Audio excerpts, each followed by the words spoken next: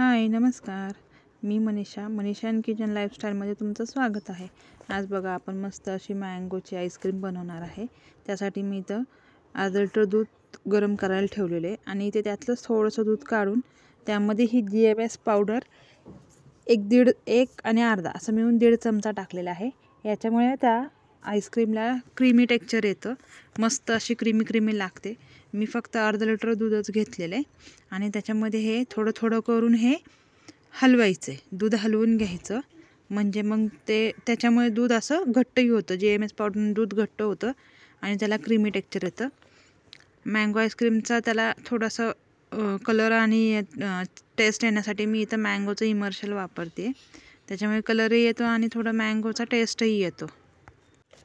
आता हे आपण चांगलं हलवून घेऊ आणि घट्ट होईपर्यंत शिजवून घेऊ.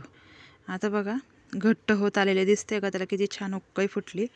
ते घट्ट होत आलेले आणि आता आपण थंड झालं 7 ते 8 तास आपण फ्रीजमध्ये ठेवायचं. फ्रीझरमध्ये ठेवायचं. आता बघा मी हे फ्रीझरमधून काढलेले आणि त्याचे बघा कसे असे बर्फाचे खडे झालेले. ते आता आपण विस्करच्या साह्याने आपण ते हलवून घेऊ किंवा तुम्ही मिक्सरमध्ये काढलं तरी चालेल. आणि त्यात बघा हा 1 वाटी मँगोचा रस आहे, मँगो पल्प आहे, तो मी त्या मिश्रणात टाकणार आहे आणि ते मिक्स करून घेणार आहे. ह्याच्याने मँगोची चव जास्त, मँगो आईस्क्रीमला मँगोची चव जास्त येते. त्यात मी फक्त 2 ते 3 चमचेच ही ट्रॉपोलाइटची व्हिपक्रीम टाकणार आहे. यामध्ये साखर टाकायची गरज नाही लागत, कारण की आपण मँगोचा ज्यूस टाकणार आहे आणि पुन्हा ही व्हिपक्रीम टाकणार. व्हिपक्रीमसुद्धा गोड असते. बघा हे मस्त असं त्याला कसं फ्लफी आलेलं आहे. त्याच्यामध्ये आपण आता हे ड्रायफ्रूट आणि टुटी फ्रुटी हे टाकणार आहे. बघा मी आता काजू बदाम आणि टुटी फ्रुटी टाकलेली आहे. आता आपण ते डब्यात सेट करून घेऊया. पहिले थोडा बेस टाकायचा, त्याच्यात थोडेसे काजू बदाम आणि मनुके टाकायचे, टुटी फ्रुटी टाकायची. आता बघा असं करून मी लावलेलं आहे आणि ते फ्रीझरमध्ये थंड करून घेतलेली आहे. पूर्ण रात्रभर ठेवायची आणि मग हे मस्तपैकी बघा आता आपण खोलूया. मी ही दुसऱ्या दिवशी उघडत आहे.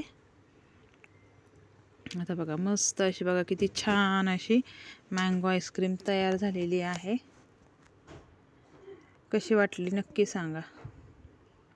आता मी तुम्हाला ही चिरूनही दाखवणार आहे. कशा मस्त अशी त्याची लेअर निघली आहे बघा. कटसुद्धा छान होते. त्याला किती छान क्रीमी टेक्स्चरसुद्धा आले बघा. त्याच्यात अजिबात आईस क्रिस्टल तयार होत नाही.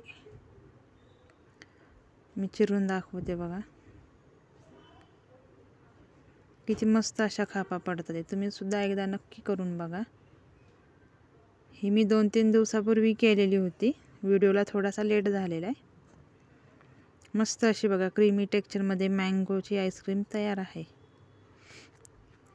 साधी आणि सोपी, एकदम साध्या पद्धतीने मी ही केलेली आहे. बघा किती छान क्रीमी टेक्स्चर आलेलं आहे. चॅनलला सबस्क्राईब करायला विसरू नका. धन्यवाद.